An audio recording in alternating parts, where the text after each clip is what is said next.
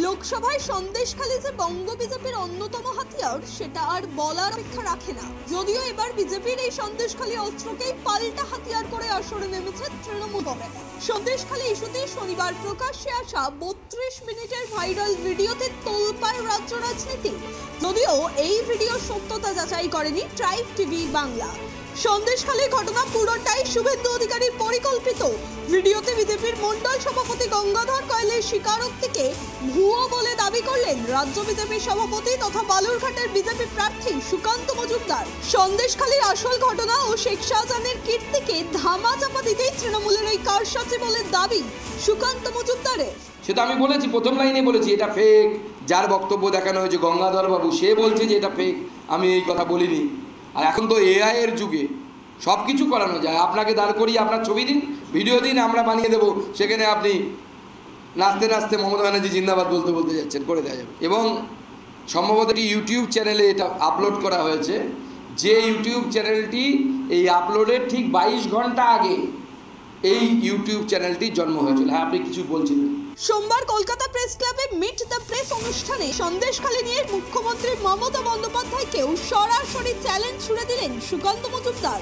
মুখ্যমন্ত্রী কেন এখনো সন্দেশখালী গেলেন না? নির্যাতিত মহিলারা আদালতে স্বীকারোক্তি দিয়েছে।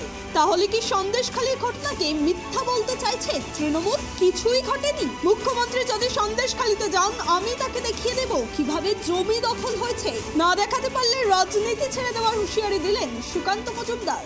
তা আমরা এই একজনেরটাকে কেন তৃণমূল কংগ্রেসের কথা অনুসারে, আমি যদি ধরেও নিই ওটা সত্যি ভিডিও, তা আমি কেন একজনের কথাটাকে গুরুত্ব দিব 600-700 জনের কথাকে ডিসকার্ড করে, বাতিল করে?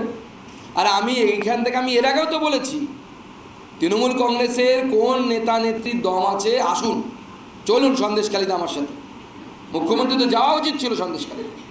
কোথায় কোথায় জমি নিয়ে ভেরি তৈরি করা হয়েছে, চোখে আঙুল দিয়ে দেখিয়ে দেবো। যদি দেখাতে না পারি, আমরা রাজনীতি ছেড়ে দেবো।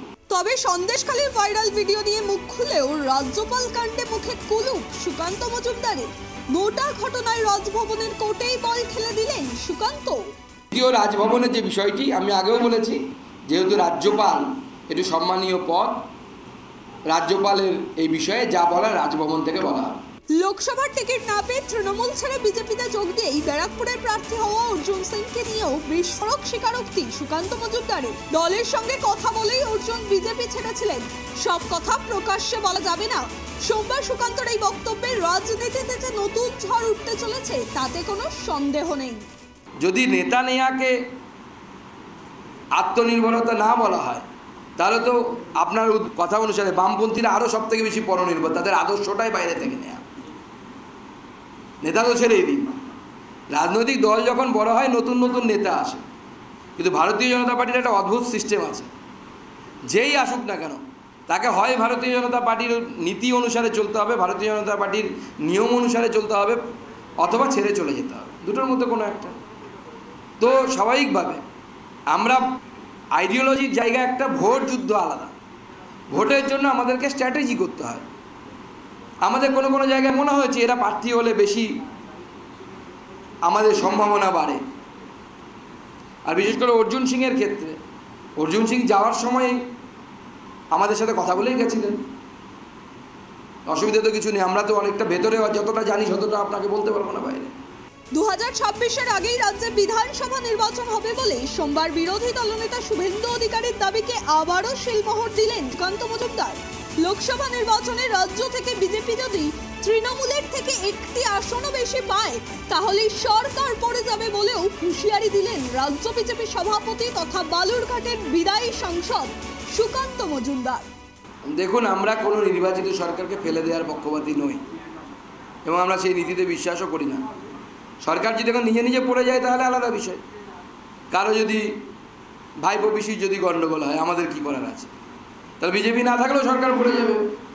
কোথাও মহারাষ্ট্রে কাকার ভাতিজার গণ্ডগোল, বিজেপি সেখানে কি করার আছে? বিজেপি শুধু রিক্ত স্থান পূর্ণ করছে, আমরা তো কিছু করছি না।